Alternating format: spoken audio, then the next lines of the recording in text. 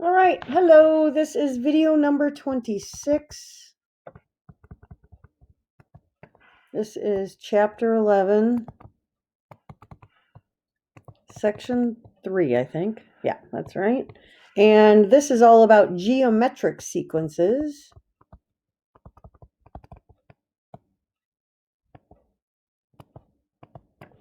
All right, so just like the last chapter or last section, this is going to have a couple of, well, a big definition about what it is, a couple of formulas, and then we'll do some examples. So first, a geometric sequence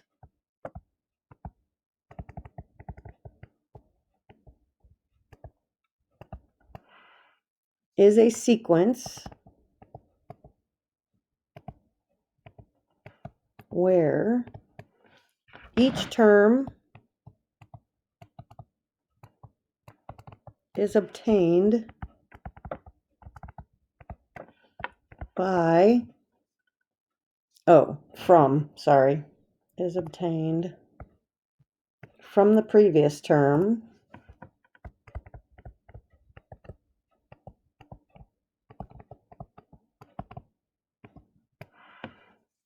by multiplying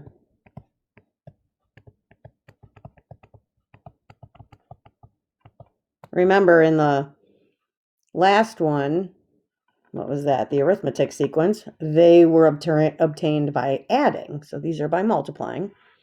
Multiplying by, excuse me, the same amount each time, period. That amount is called the common ratio.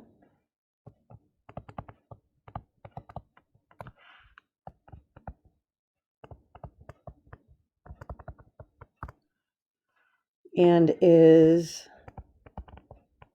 denoted by R. Okay, so we've got a couple things that you should highlight here. First off, these are geometric sequences versus the arithmetic sequences. These are obtained by multiplying, and that amount is called the common ratio, and it's denoted by the letter R. Those are the important pieces of this information. All right, so formulas. In the last section, you had 2 of them. This one, you have 3. So the general term, or remember that's also called the nth term, of a geometric sequence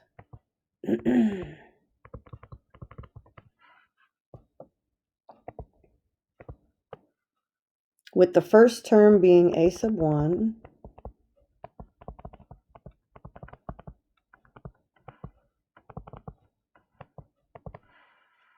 and the common ratio of R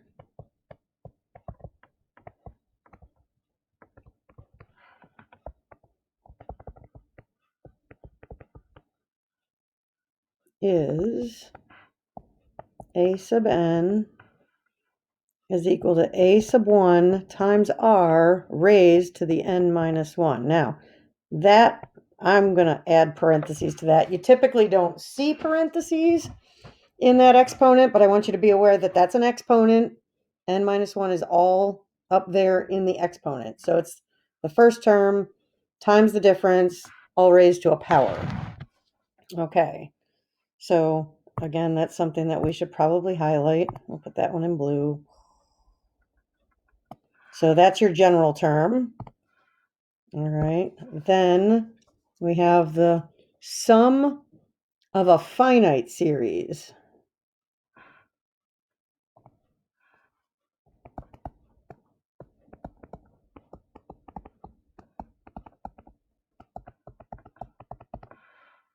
Or sequence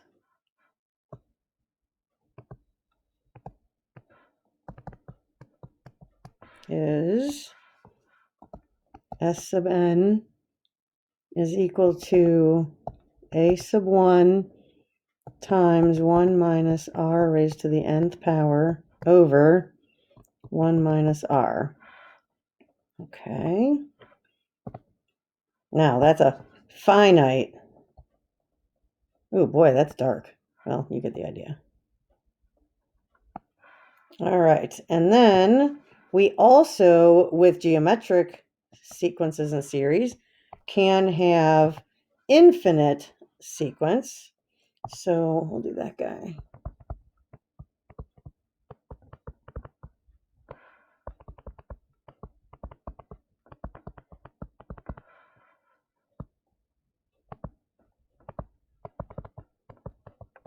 And this one, they don't have the S sub n. It's just a sum because you're not doing a certain number of terms. You're just doing the whole thing.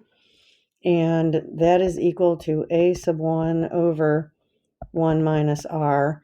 And with these, and I didn't catch any of these in varsity, but this is true, where r must be between -1 and 1.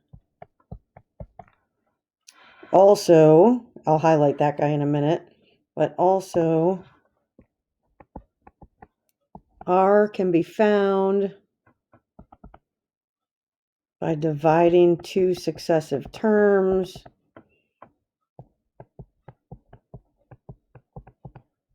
Okay, so you can take a term and divide it by the previous term, always, to find r. All right, so let's highlight this guy. So that's for an infinite sequence. All right, so you have three formulas here. You have your general term is the top one in blue, a finite sequence in purple, and an infinite, oh, that's a sum. Sum of a finite sequence in purple, sum of an infinite sequence in yellow. And then a little formula there, I'll highlight this in green. You do need to know how to find r in these guys. All right, so that being said, we'll just kind of leave those on this page along with the definitions. All right, and I'm going to go to another page. So this is 11.3.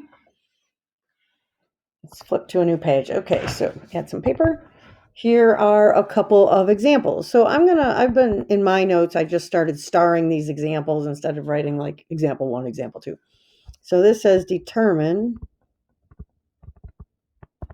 if 3, 15, 75, 375, ...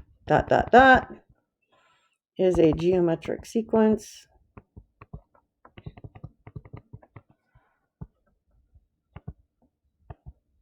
Period. If it is, identify R.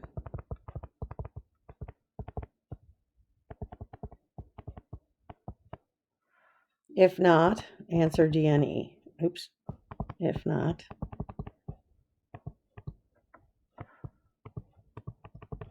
All right, so we have 3, 5. Oh, no, we don't. No, we don't. Well, we have 3, 15, 75, and 375. So if you take this term, so this is a sub 1, a sub 2. Let's do this. So a sub 4 divided by a sub 3. 375 divided by 75. That equals 5. And then if you take 75 divided by 15, that equals 5. And that's a sub 3 divided by a sub 2. And then 15 divided by 3, that's also 5. So since these are all equal, yes, it is a geometric sequence, and r equals 5. Okay, so that's all that's involved in determining that. And I'm only going to do one of these because you saw the same basic thing in the last section. Okay, next one. If a sub 1 equals 4 and r equals 3, find a sub n. All right, so going back, we had the formula a sub n equals a sub 1 times r to the n minus 1. And we've been given, excuse me, some information here. So we know a sub 1 is 4. We know that. We know r is 3. And we don't know the n. So we are finding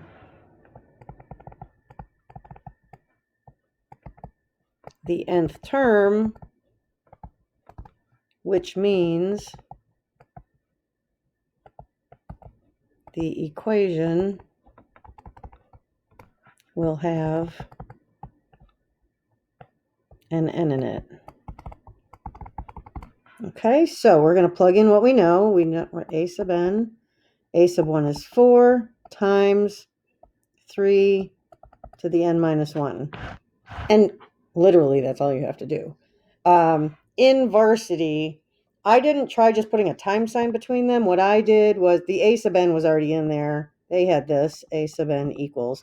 So when I put this in, I put the 4 in parentheses and then put the 3 in. And then you put the caret in, and obviously I had to put the n minus 1 in parentheses. So it looked like this. Okay. So, but you could probably put the times in. I don't know. I just didn't try it that way. You can try what you like. Let me turn the page here. I got some more. We have about 4 more. 1, 2, 3, 4, 5 more examples. All right. I'm just going to extend my page a little bit. Okay. Next one. If a sub 1 equals negative 2 and r equals 1/3, find a sub 5. Okay, so same formula. A sub n equals a sub 1 times r to the n minus 1. Let's just plug in what we know. We know a sub 1. Oh, let me go backwards. I like to put the right numbers in here. So I know that n is 5, right? I know a sub 1 is negative 2. R is 1/3. And n is 5. So this is going to be, get out of there. I need a pen. 5 minus 1. Okay, so now I can simplify. A sub 5 is negative 2. This is 1/3 to the 4th. I'm not using a calculator because I prefer not to. 1/3 to the 4th is 1/81. And then if I just simplify that, I get negative 2/81. And that was indeed the answer in varsity.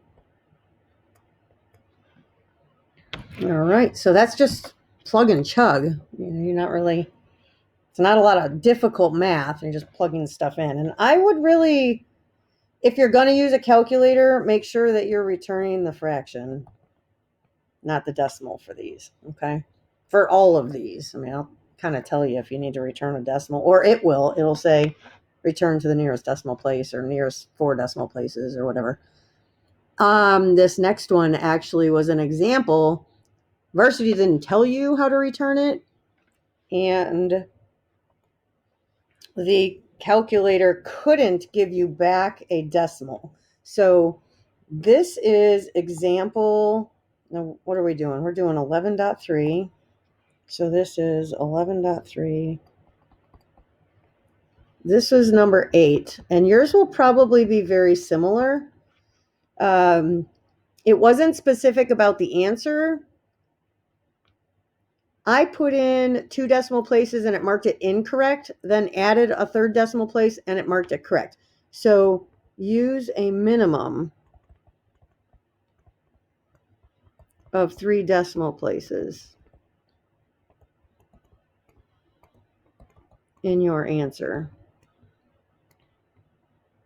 in varsity. Okay. And here's the problem. It said find S sub n for negative 1/3, negative 1/12, negative 1/48 dot dot dot. And that was all it gave you. That's it. All right, so we know this. S sub n is a sub 1 times 1 minus r to the n over 1 minus r. Well, we don't have r, so we need r.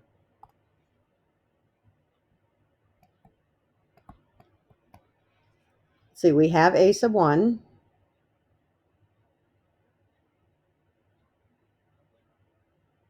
And, oh, I'm sorry. This says find S sub n. That was actually a typo. This should be S sub 11.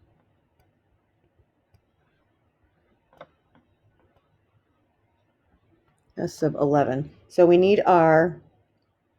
We know a sub 1. We know n equals 11. Okay, so r is equal to a sub 2 over a sub 1, which is negative 1/3 over negative 1/12. Remember, that's negative 1/3 divided by negative 1/12. You can keep it, change it, flip it. And that's going to become, gosh, did anybody catch what I just did there?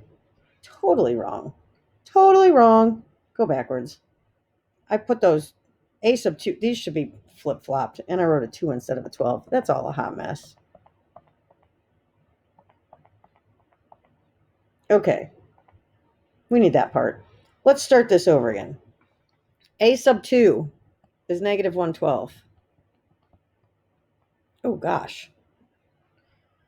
Oh, my goodness. We're having all sorts of technical difficulties. All right. Over a sub 1 is negative 1/3. Now let's try this again.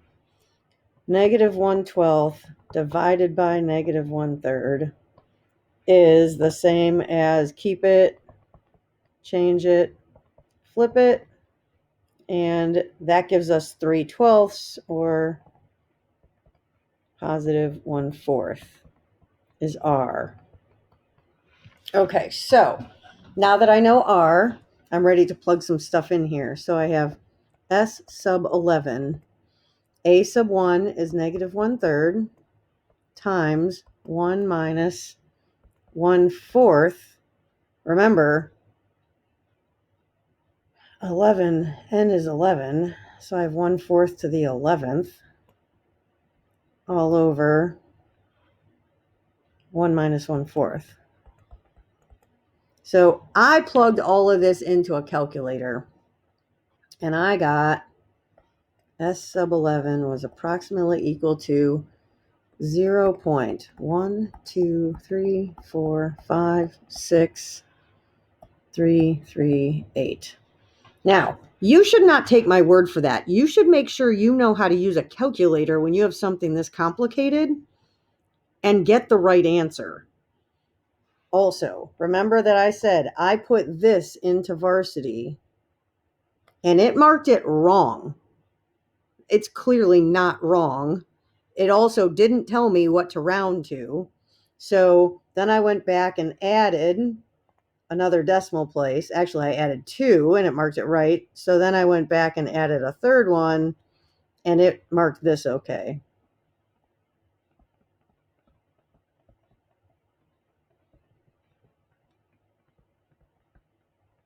Okay, so if you want to be safe, the more decimal places you put in, the better.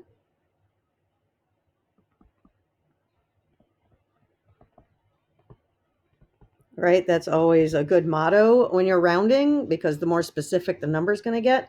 But I know with mine, 2 was wrong, 3 was okay. All right. So again, I would highly recommend you be putting this in. Make sure you can get this out of there. Don't just take my word for it. Make sure you're getting the right stuff.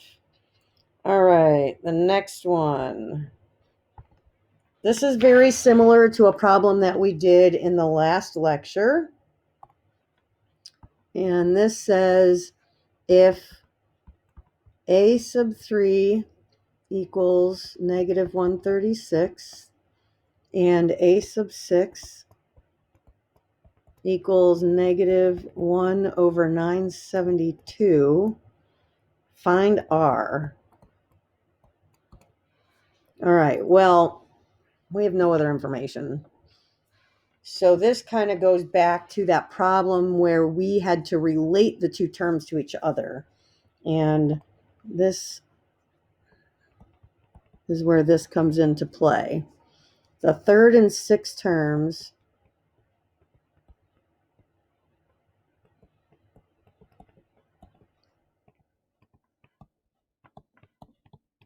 remember that to get from, let me just lay this out and I'm going to erase this, but a sub 1, a sub 2, a sub 3, a sub 4, a sub 5.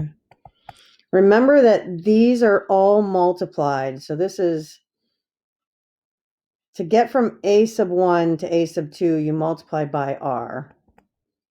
And then you multiply by r times r times r times r, right?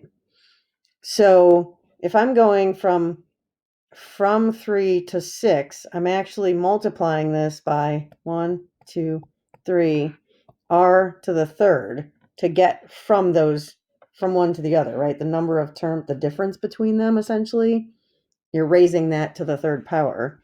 So these are related by r to the third power.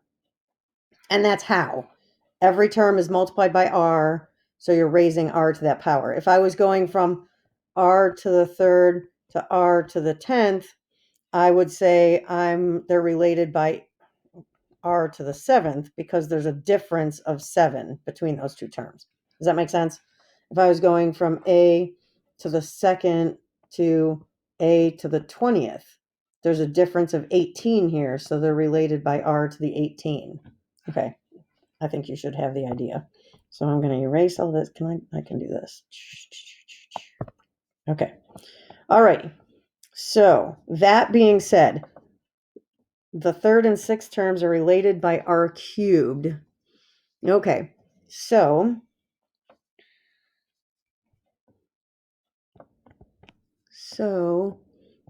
a sub 6 equals a sub 3 r cubed, right? You need this formula in order to go any further, and then substitute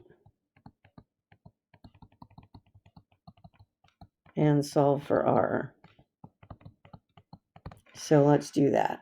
Let's plug in a sub 6 is negative 1 over 972 is equal to negative 136 times r to the third. All right. Well, to get rid of a negative 136, I'm going to multiply both sides by a negative 36, right? It's reciprocal. When I do to one side, I have to do the other. So this cancels this and leaves me r cubed over here. And negative 36 times negative 1 over 972 is 1/27th. Actually, let me move the r cubed just a little bit, or I'll move the equal sign. That'll be handier. I just need it a little bit over there. All right, so now I want to undo the cube by cube rooting. So not that color. I'm going to take the cube root of both sides. That'll cancel that. And the cube root of 1/27 is 1/3. And that equals r. That's all you had to do to find this problem. They didn't actually want you to solve and find a sub 1, although they could. You could also now find a sum once you have a sub 1.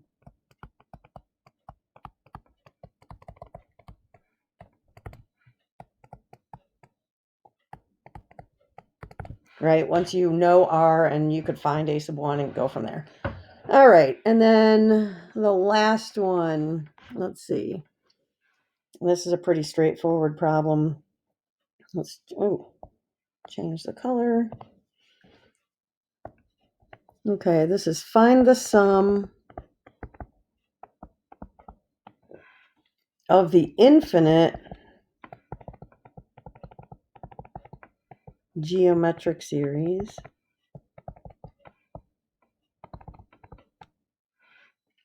1/4, 1/16, 1/64, dot, dot, dot. So first off, notice that they tell you it's infinite in the problem. Secondly, they kind of leave this open-ended right here. They don't give you X number of terms or whatever. And recall, going back to the beginning, that last formula on the page, this guy was the formula for an infinite. So a sub 1 over 1 minus r, where r has to be between, it has to be a fraction between -1 and 1. So a sub 1 over 1 minus r. So that's the formula we're going to need. I'm going to move this down the page a little bit. We need S equals a sub 1 over 1 minus r. Well, we don't have r, so we need r. And that's a sub 2 over a sub 1, which in this case is 1/16 over 1/4, which is keep it, change it, flip it, which is 1/4. You're going to find very common 1/4, 1/3, 1/2, positive or negative for r values. All right, so now if we plug into here, a sub 1 is 1/4, 1 minus r is 1 minus 1/4. So you have 1/4 over 3/4. Keep it, change it, flip it. These will cancel, and you get 1/3. Okay, so S equals 1/3. Pretty straightforward mathematics right there. All right, and let me check. I think, yep, that's the end of that section. All right, we're moseying right on through this chapter. We're almost halfway done. Toodaloo for now.